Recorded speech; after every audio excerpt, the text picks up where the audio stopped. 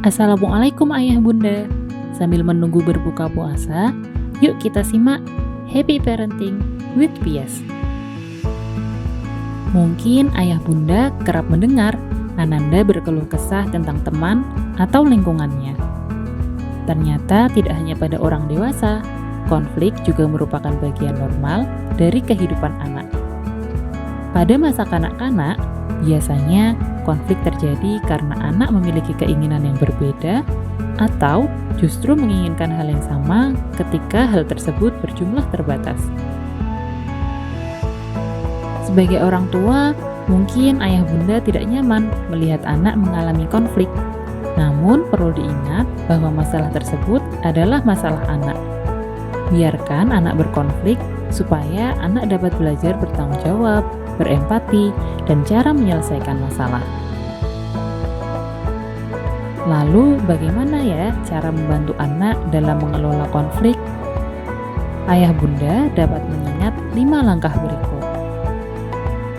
Yang pertama, looking, naming, questioning, commanding, dan acting.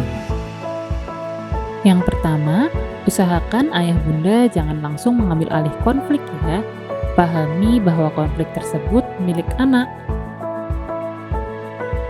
Sebelum mengintervensi, ayah bunda dapat melihat konteks permasalahannya terlebih dahulu. Bisa jadi pada beberapa hal, anak sebenarnya dapat menyelesaikannya sendiri tanpa bantuan orang tua. Namun, apabila anak membutuhkan bantuan, dengan melihat konteks masalahnya terlebih dahulu, ayah bunda dapat membantunya dengan cara yang tepat. Yang kedua, memberikan kesempatan anak untuk bercerita apa yang terjadi dan apa yang dirasakannya.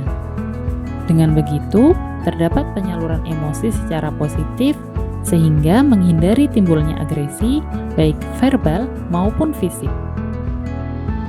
Selanjutnya, menanyakan keinginan anak. Hal ini dapat membuat anak merasa dihargai keakuannya dan divalidasi perasaannya, karena keinginannya dipertimbangkan. Selain itu, anak dapat memahami bahwa konflik dapat menjadi pembelajaran, terutama pada aspek sosial dan emosi. Yang keempat, berdiskusi dengan anak apa yang sebaiknya dilakukan pada situasi tersebut. Usahakan ayah bunda tidak mendikte anak mengenai apa yang harus dilakukannya. Ayah bunda dapat menggunakan kesempatan ini untuk membangun kemampuan problem solving anak.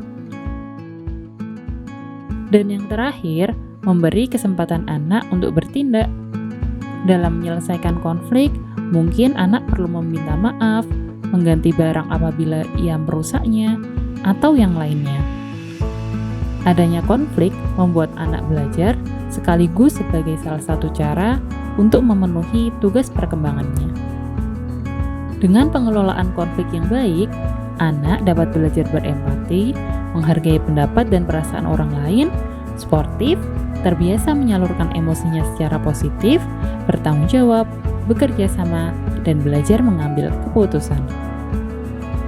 Sebaliknya, apabila konflik tidak dikelola dengan baik, maka dapat berdampak negatif pada hubungan sosial, bahkan pada harga diri anak.